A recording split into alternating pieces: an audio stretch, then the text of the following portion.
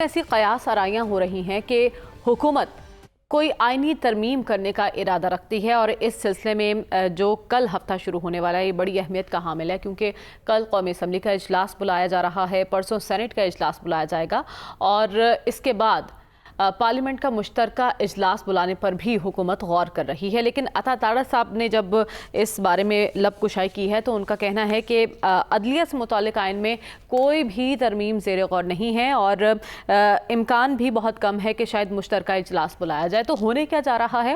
کیا آنے والا ہفتہ واقعی ہی بہت اہمیت کا حامل ہے؟ یہ جاننے کی کوشش کرتے ہیں، اور حکومت کن کوششوں میں مصروف ہے۔ سلمان صاحب، سب سے پہلے تو مجھے بتائیے کہ حکومت کس مشن پر آپ کو دکھائی دے رہی ہے؟ کیا پس پردہ کچھ چل رہا ہے آئینی ترمیم کے حوالے سے؟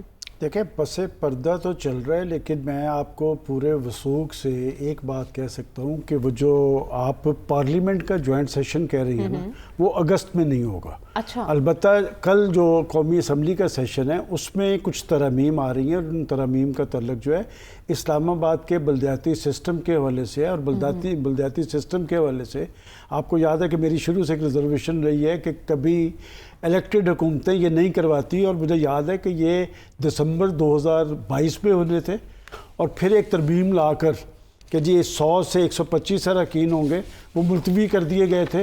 اب کل جو ترمیم آ رہی ہے اس کے بعد بھی اسلام آباد کے بلدیاتی انتخابات جو ہے وہ ملتوی کر دیے جائیں گے۔ اچھا۔ جہاں تک آپ نے یہ کہا کہ جی وہ جو ترمیم جس کا ذکر ہو رہا ہے اس کے حوالے سے پس منظر میں کچھ ملاقاتیں ہوئی ہیں، کل کی ملاقات بھی اسی ضمن میں تھی۔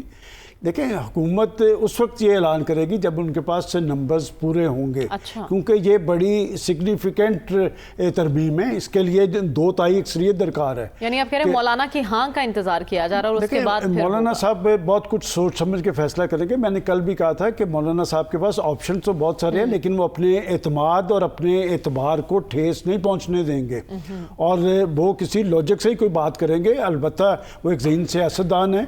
دیکھیں، یہ جو پارلیمنٹ کی کارروائی ہم پارلیمنٹی رپورٹنگ کرتے رہے ہیں، بعض اوقات کچھ پارٹیز جو ہوتی ہیں وہ ان کا بائیکاٹ جو ہوتا ہے دراصل اس چیز کی تائید ہوتی ہے کہ اس پہ کام تو چل رہا ہے، لیکن میرا ذاتی خیال یہ ہے کہ یہ شاید توڑ نہ چڑھ سکے، اس لیے کہ کچھ اور فورسز بھی اس پہ کام کر رہی ہیں۔ اور میں ایک بات جانتا ہوں، دیکھیں، قاضی فائز عیسیٰ صاحب کے حوالے سے آپ کو یاد ہے کہ جب وہ چیف جسٹس بنے تو میں ایک بات مسلسل کہتا تھا کہ وہ بڑے فیصلے کر رہے ہیں، بڑے بینچ میں لا رہے ہیں، اور انہوں نے کوئی چیز ایسی کنٹروورشل رہنے نہیں دی، اور اب بھی ان کے لیے یہ سب کچھ ہوتا نظر آ رہا ہے۔ میرا ذاتی خیال ہے کہ وہ بڑے باپ کے بڑے بیٹے ہیں، وہ کسی ایسی کنٹروورسی میں نہیں الجھیں گے جس سے ان کی ساکھ پر یا ان کے کردار پر کوئی حرف آئے۔ ٹھیک ہے، لیکن فی الحال تو حکومت ایسی کسی بھی آئینی ترمیم سے لا علمی کا اظہار کر رہی ہے۔